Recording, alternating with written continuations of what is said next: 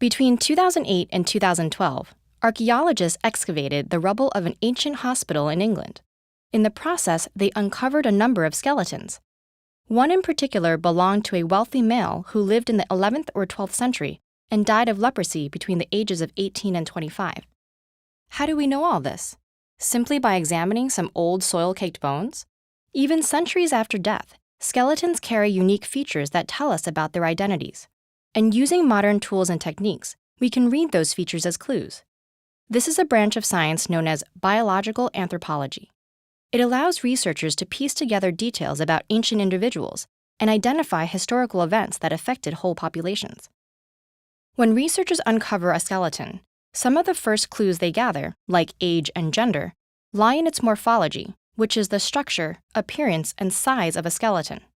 Bones like the clavicle stop growing at age 25, so a skeleton with the clavicle that hasn't fully formed must be younger than that. Similarly, the plates in the cranium can continue fusing up to age 40 and sometimes beyond.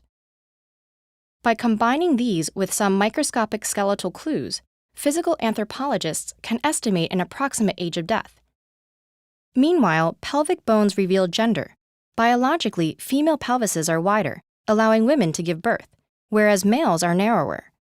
Bones also betray the signs of ancient disease. Disorders like anemia leave their traces on the bones. And the condition of teeth can reveal clues to factors like diet and malnutrition, which sometimes correlate with wealth or poverty. A protein called collagen can give us even more profound details. The air we breathe, water we drink, and food we eat leaves permanent traces in our bones and teeth in the form of chemical compounds. These compounds contain measurable quantities called isotopes. Stable isotopes in bone collagen and tooth enamel varies among mammals, dependent on where they lived and what they ate. So by analyzing these isotopes, we can draw direct inferences regarding the diet and location of historic people.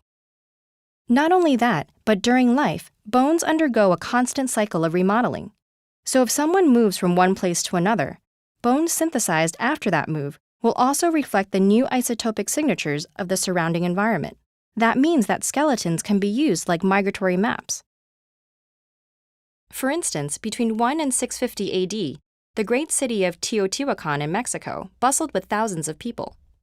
Researchers examined the isotope ratios in skeletons' tooth enamel, which held details of their diets when they were young. They found evidence for significant migration into the city. A majority of the individuals were born elsewhere.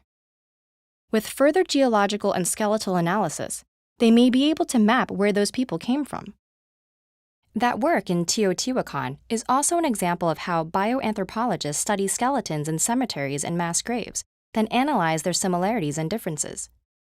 From that information, they can learn about cultural beliefs, social norms, wars, and what caused their deaths. Today, we use these tools to answer big questions about how forces like migration and disease shape the modern world. DNA analysis is even possible in some relatively well-preserved ancient remains. That's helping us understand how diseases like tuberculosis have evolved over the centuries, so we can build better treatments for people today. Ancient skeletons can tell us a surprisingly great deal about the past. So if your remains are someday buried intact, what might archaeologists of the distant future learn from them?